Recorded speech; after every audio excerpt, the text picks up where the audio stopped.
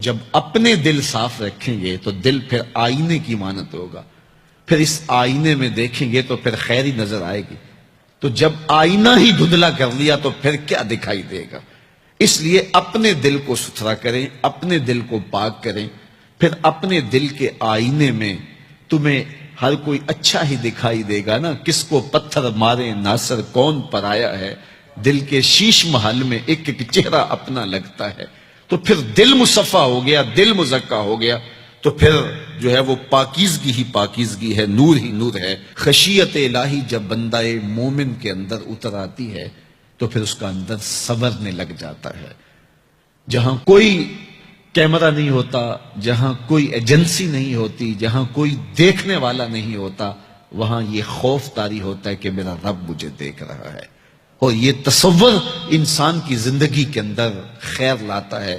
خشیت الہی باطن کو نکھارتی ہے، سجدوں میں لذت پیدا کرتی ہے، رکوع اور قیام میں سرور پیدا کرتی ہے، یہ نیتوں کے اندر خلوص اور للہیت پیدا کرتی ہے، یہ تمہارے اعمال کے اندر حسن پیدا کرے گی۔ اگر اللہ کی خشیت باطن میں نہیں ہے تو کھوکھلے عمل ہوں گے، ریا ان پر مسلط ہو جائے گی، دکھلاوا آ جائے گا، عجب آ جائے گا۔ ہم تو نماز پڑھنے لگ جائیں تو بے نمازیوں کو حقیر سمجھنے لگ جاتے ہیں۔ وہ کیسی نماز ہے جس نے ہمیں تکبر میں مبتلا کر دیا، جس نے ہمارے دماغ میں غرور بھر دیا، ہمیں لوگ بونے بونے اور چھوٹے چھوٹے دکھائی دینے لگے اگر ہم نے جو ہے وہ چند سجدے کر لیے۔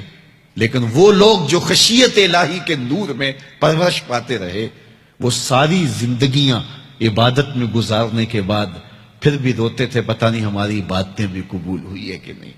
حضرت سری سکتی رضی اللہ تعالی عنہ دن میں کئی بار آئینہ دیکھتے تھے اور اپنے چہرے پہ ہاتھ پھیر کے دیکھتے تھے، کہیں میرے گناہوں کے سبب سے میرا چہرہ سیاہ تو نہیں ہو گیا۔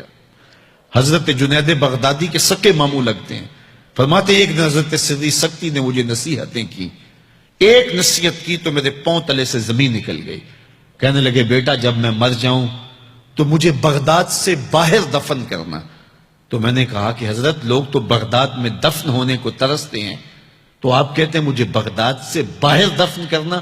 تو حضرت سری سکتی رضی اللہ تعالیٰ عنہ فرمانے لگے کہ اے جنید میں ڈرتا ہوں میری بدعمالیوں کی وجہ سے بغداد کی مٹی مجھے قبول کرنے سے انکار نہ کر دے۔ یہ وہ لوگ تھے تتجافا جنوبہم عن المضاجع، جن کی کروٹیں خوف و طمع میں بستروں سے الگ رہتی تھی اور اللہ کو پکارا کرتے تھے، راتوں کی تنہائیوں میں اٹھ اٹھ کے راتوں کو آباد رکھا کرتے تھے۔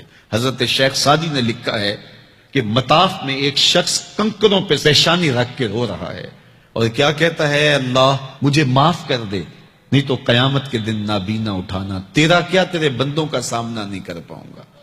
اتنے درد سے روتا ہے کہ سینے میں دل ڈولتے ہیں۔ ایک شخص تو اپنا طواف چھوڑ کے اس کے پاس کھڑا ہو گیا، اس کی پشت پہ ہاتھ پھیرنے لگا، حوصلہ رکھ اللہ بڑا کریم ہے، حوصلہ رکھ اللہ بڑا رحیم ہے، اور اس کو تسلی دینے لگا۔ اور وہ اتنے درد سے روتا ہے، اس کی چیخیں سنی نہیں جاتی، مطاف کے کنکروں پہ اس کے آنسو گرتے ہیں، اور کہتا ہے اے اللہ مجھے معاف کر دے نہیں تو نابینا اٹھانا، تیرا سامنا تو بڑی دور کی بات، تیرے بندوں کا سامنا نہیں کر پاؤں گا۔ تو اس شخص نے طواف چھوڑ دیا اور اس کو تسلی دینے لگا۔ تھوڑی دیر کے بعد وہ شخص جانے لگا، چہرے پہ اس نے پردہ اڑا ہوا تھا۔ تو اس شخص کو تجسس تھا کہ میں دیکھوں یہ کون ہے جو اتنے درد سے روتا ہے اور اس کو سمجھاؤں کہ اللہ بڑا کریم ہے۔ تو وہ اس کے پیچھے چل پڑا، تو جب اس شخص نے نقاب سے پردہ اٹھایا تو اس شخص کی چیخیں نکل گئیں، فائزہ ہوا الشیخ عبد القادر جیلانی۔ تو یہ زاروں کے تار رونے والا شیخ عبد القادر جیلانی تھا۔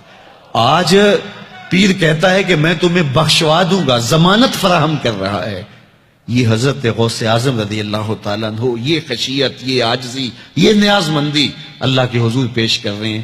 جب تک خشیت کا یہ عالم بندے کو اوپر طاری نہیں ہوتا اتنی دیر تک اس کے عمل اس کے اندر عجز پیدا نہیں کریں گے، عجب پیدا کریں گے، ریاکاری پیدا کریں گے، تصنع پیدا کریں گے، وہ لوگوں کو حقیر سمجھنے لگ جائے گا۔